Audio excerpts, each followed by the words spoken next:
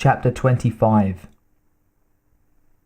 Lara saw 10, 20, too many black bodies to count rush at Max on the tight landing. Teeth snatched and dripped, the shrieks deafening, hellish. The Max stepped into them, pulse rifle roaring. The armoured limbs swung back and forth, raising the wall of springing creatures in a furious blaze. Jess was screaming in a fury all of his own, blasting at the ones that had made it past before Max had blocked their way. Drones screeched and fell, clattered to the smoking deck in spraying myths of hissing blood. The Berserker moved forward, still firing. Lara saw brittle dead limbs snap beneath its enormous feet, crushed into smoking powder against the steps. A bug scampered forward towards Jess from his blind side, arms reaching. "Jess!" Lara cried. He spun, weapon still firing. But there wasn't enough time. The drone latched one claw into his arm, pushed its grinning skull in for the kill, and was brought down in a pulse of weapon fire from Max. Left arm turned back towards Jess as the flamethrower unleashed searing flames against the bugs in the stairwell. Acid spattered against Jess's suit, missing his wide-eyed face by scant millimeters. The drone's talon was still embedded in his arm. The rest of its body splashed across the bay floor. Jess knocked the claw away with a cry of disgust. Jesus, that was close. Lara gripped the edges of the console in front of her, hardly breathing. Max took another thundering step forward, low fire sputtering uselessly against its armor's legs. The flamethrower had dropped a dozen of the monsters. Lara could hear the sizzle of boiling fluids beneath their exoskeletal plates as the rifles paused, the threat temporarily halted. Jess followed, choking in the billows of smoke that rose up from the blasted steps. He jumped and danced through the guttering fire, avoiding the worst of it as he tried to keep up with the Berserker. They reached the bottom of the first flight, and Lara realized that the next surveillance cam wasn't working. She looked back at the options she had, swallowing heavily. Max's suit, front and back. Jess's helmet. The next operational view she had was at the corridor outside the stairwell, where hissing shapes capered through the thick red shadows. No visuals rested a way down. "Go, right at the bottom hatch," she said. "Hostiles incoming." "Copy," Jess coughed out. Ellis didn't answer. The Max's front screen showed more dark bodies piling into the stairwell. Ellis raised the arms of the suit and started to fire again.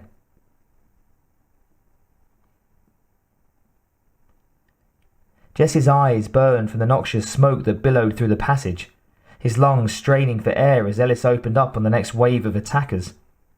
The howling screams of the creatures echoed against the exploding rounds of Max's rifle, creating a deafening clamour in the murky haze. Blood dribbled down his arm from where the bug had grabbed him, but it wasn't bad. Not as bad as the dizzying waves of smoke and intense radiating heat. Jess stayed on the landing as Max moved down, and the bug screeched and fell before the power of the Max's deadly grasp. Jess kept his rifle trained on the climbing bugs but didn't need to fire. Max took them out easily, sprayed the rising tide with a rapid patter of bullets more effectively than Jess could ever manage. Drones fell and bled, hissed and died. The two of them made it through the line of fire, actually reaching the mammoth suit and gouging uselessly at solid metal before Max smashed them with its right arm. Both were slammed into the wall, crushed to death by the heavy limb. But how did they make it that far?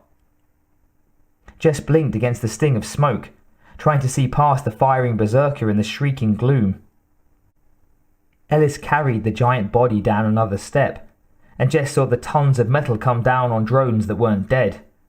Wounded, but still reaching up to clutch at their destroyer before breaking into pieces beneath the massive legs.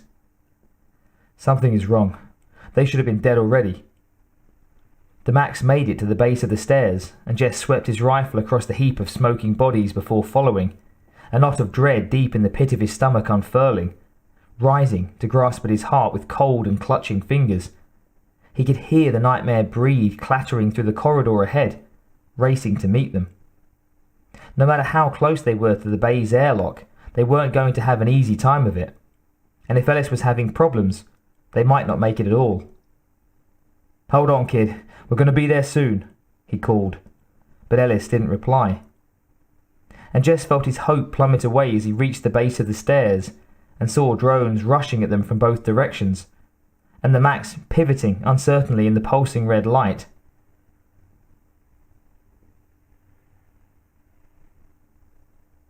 "Use the torch, kid."